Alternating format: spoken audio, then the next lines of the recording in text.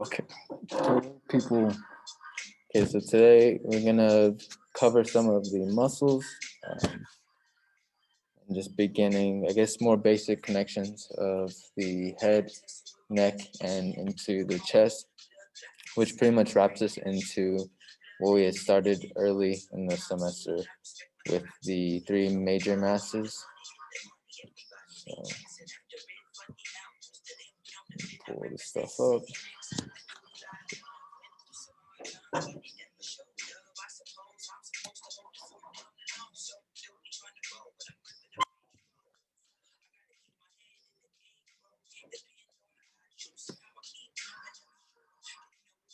So these are from the two apps that we have in the syllabus, which of course, like I said, I'll provide everything. You don't have to purchase the apps at all. They are, this one is the Scully app, who the creator is Dan Prokopinko, or Proko, as like some of those videos, or the major videos that I rely on for like learning anatomy. So, you know, just like we would learn, and you can just watch this if drawing helps you on this, by all means. Just as we have in the beginning of like the portrait. And you have to understand that this stuff, so as I was sitting in, and there's the interviews are happening at the same time for the new figure drawing faculty member, or which is looks like it's going to be very good. That the at least the first candidate that interviewed on Tuesday or gave her lecture, she's also very versed in illustration. So to be honest, it looks like tech is going to make some leaps as far as technology goes, and offering courses that, you know, would really benefit transmedia, for example, and maybe a professional development from drawing, as opposed to just going to get your MFA. So if we were to place the Loomis method in here, this being the brow line, bottom of the nose, and then if we drop this down again and get to the jaw, you don't have to stick to such a regimented, like 1/3, 1/3, 1/3. If you can get the, you know, the overall shape. The reason this is so important is because it sticks to the skull in such a nice way where you can draw in the exact same, in these same places. You're able to mark these shapes, right? I'm not, obviously this looks like some Day of the Dead thing. It's not necessarily completely accurate, and I'm not taking the time to detail a lot of this, but rather just getting the overall shape in here. And then remember, so the addition of the 1/3 in the bottom. So 1/3, 1/3, 1/3. I'm going to drop this down slightly. Then the first 1/3 is supposed to be the opening of the mouth. So in between the teeth in this case.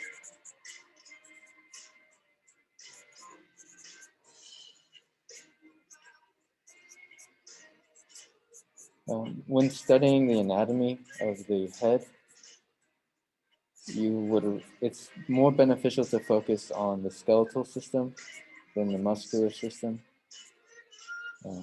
But that's just for the face, because you want to get these major placements of the brow line and the eye sockets themselves, right? So that's where we would drop down and draw the eyes. And from there, so again, remembering the three major masses with our curved spine in here. So here we're focusing from here to here. So as mentioned last time, so now I'm going to switch back and forth in between a lot of the what I explained in class last time, whether it was on Zoom or in person. So we're going to draw the egg shape rib cage. Remember, and you cut off the top of that rib cage, which is the opening of the rib. Excuse me, you cut off the top of the egg shape, which is the opening of the rib cage. So we have our sternum here with this nice tip, pointed tip. And then the thoracic arch. Again, I've been just looking at raw anatomy, so these terms are coming to me as I'm going. It's maybe a little more natural to me at this point as opposed to the beginning of the semester. And then you want to draw your clavicles, which are your collarbones. And as stated last time, we have three major muscles that create the neck. The most dominant one is going to be our sternal-mastoids. Again, they originate, if you feel for a hard bump on the, it's going to be like a sharper corner. It's right behind your ear. That's where the sternal-mastoid originates. And you can pull it down. Sternal-mastoid, it pulls into the sternum. And it's very thick and round as you drop down towards the, in the neck. And then, of course, it's thin again, where they attach, the muscles attach in the back of the skull and meeting into the sternum. But that's where you see the mass of the neck. Like this is responsible for creating these larger or thicker spots of the neck, but also, you know, with the skin layered on top, that's going to create the shape, especially from a frontal view. Underneath and starting around the same area in the jaw, you have the, what is it called? The collarbone, the clavicle heads. I'm sure I'm using even shorter hand term. So these are this lie underneath.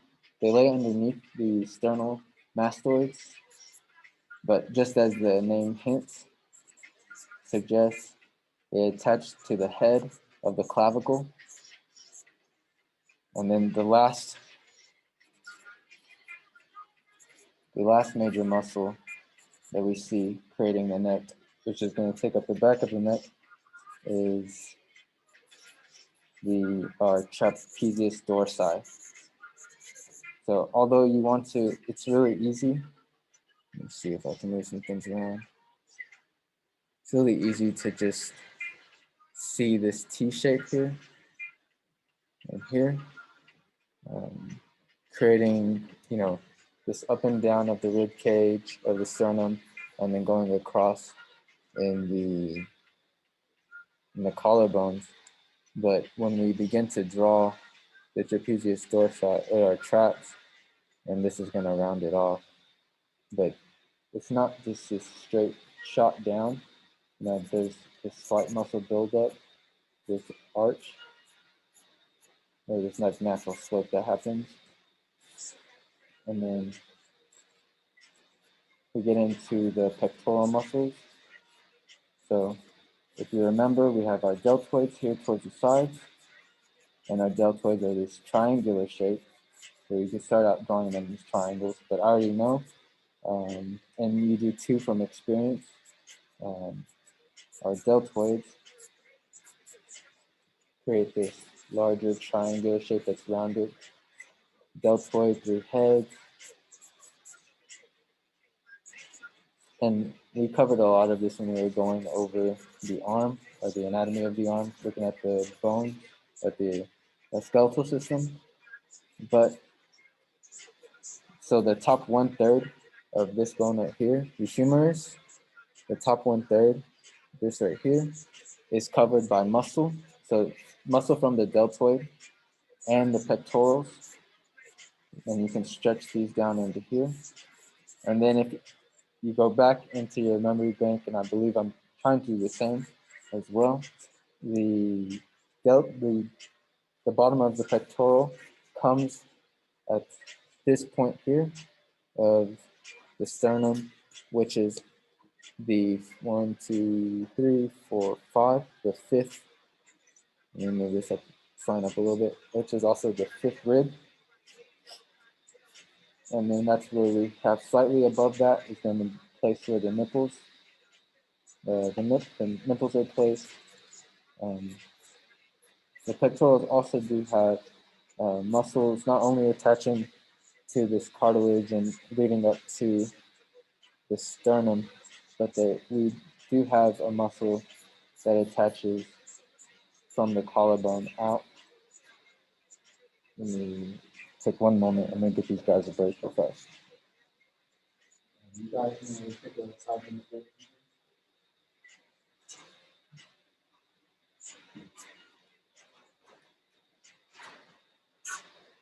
So,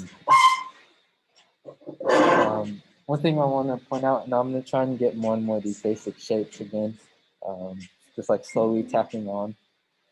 As I learn and as I'm teaching, overloading is fine, but I think slowly introducing new ideas, if you're, especially for someone with a quote unquote more masculine body type, when it comes to drawing the pectorals, you're having essentially two basic shapes.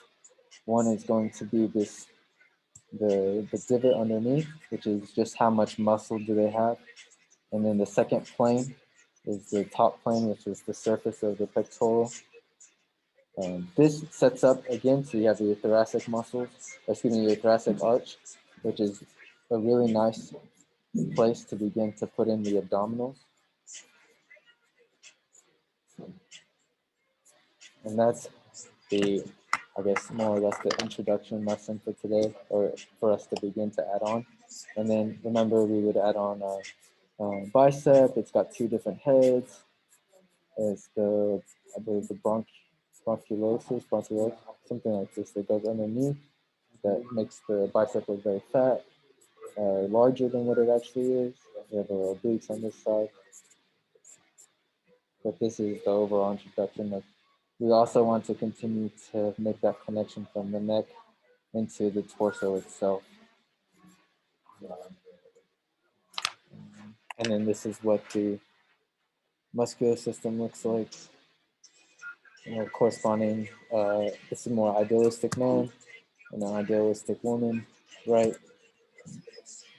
Looking at this is right here is the muscle that connects from the collarbone into and goes into the shoulders or into the arms.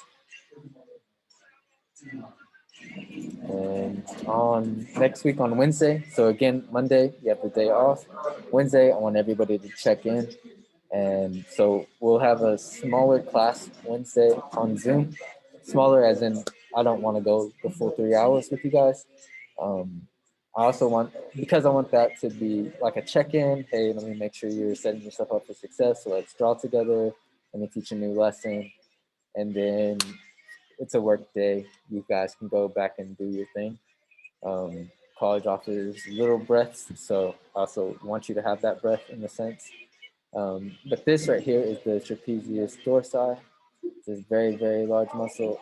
We'll be going over that interlaced with more of the skeletal system. But for me, getting back to portraits, the skull or the skeletal system is more important for the face than the muscular system is. The only thing you need to know about the muscular system in the face is these muscles that wrap around the mouth. To me, this is the most important thing. Understand that everything gives itself volume, but the directions of the muscles in the face aren't necessarily helpful for shading. As far as most of the time, the striations, so the directions of the muscles, the striations give you a hint as to how to shade the face, but because the skin acts as that blanket over all these really intricate areas, intuition and drawing skills are going to tell you more so how to shade the face or what direction you want to move your hand, rather than, you don't want to wrap around the mouth like this in this like oval or ellipse motion.